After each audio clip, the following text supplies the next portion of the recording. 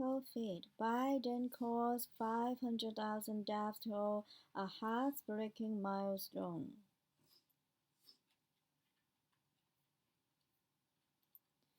President Joe Biden has addressed the nation as the U.S. passed the figure of 500,000 COVID-related deaths, the highest number of any country.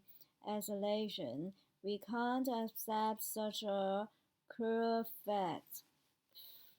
We have to resist becoming numb to the sorrow.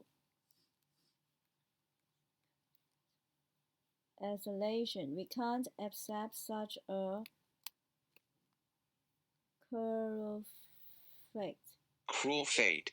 Cruel fate. Cruel fate. Cruel fate. Cruel fate.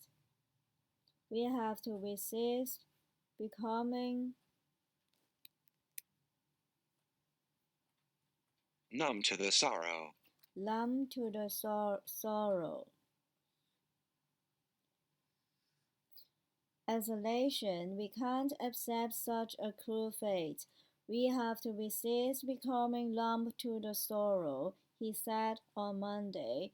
The president and vice president and their spouses then observed a moment of silence outside the White House during a candle-lighting ceremony, confirmed U.S. infections now stand at 28.1 million, also a global record.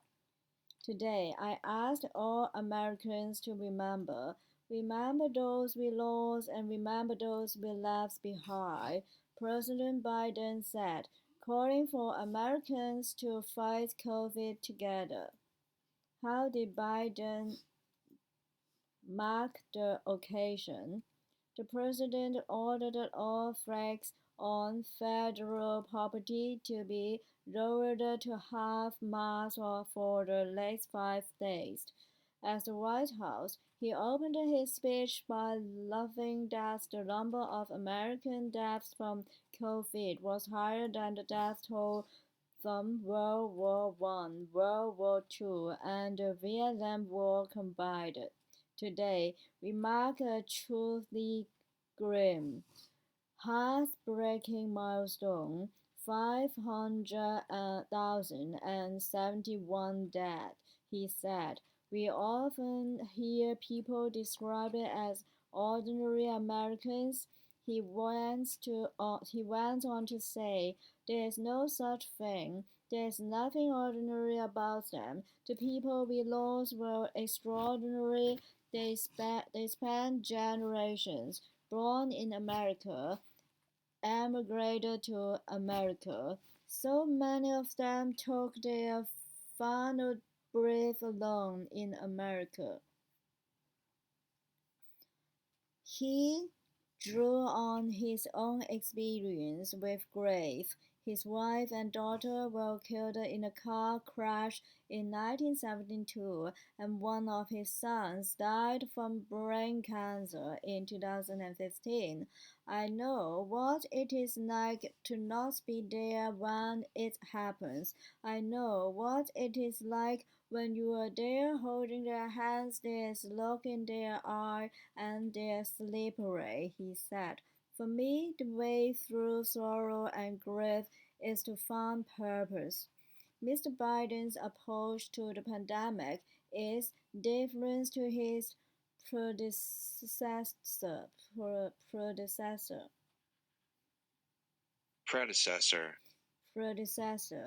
Donald Trump, who cast doubt on the impact of the deadly virus and was viewed as having politicized the wearing of masks and other measures needed to prevent the spread of the virus.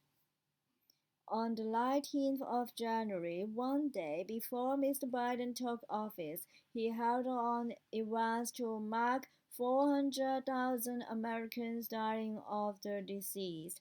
Monday's event, marking the latest death toll, comes about 1 month later Elsewhere in Washington, the bells at the National Cathedral tolled 500 times, once for every 1,000 Americans lost during the pandemic. How has COVID affected the U.S.? Although numbers are now going in the right direction, hospital admissions and deaths remain high as the key statistics show. The 28.1 million confirmed U.S. infections is nearly double that of second highest India and Brazil, according to Johns Hopkins University research. But the U.S. ranks ninth in terms of deaths per 100,000 population, behind countries like the UK and Italy. At least 90,000 more Americans are expected to have died with the virus by the 1st of June. An Institute for Health Metrics and Evaluation projection says by late May, the virus will kill around 500 Americans per day, down from approximately 2,000 now. Hospital admission rates have fallen for 40 straight days. Average vaccine administrations per day now stand at 1.7 million, twice as many as when Mr. Biden took office. The growing number of variants, which could spark new deadly outbreaks, remains a concern.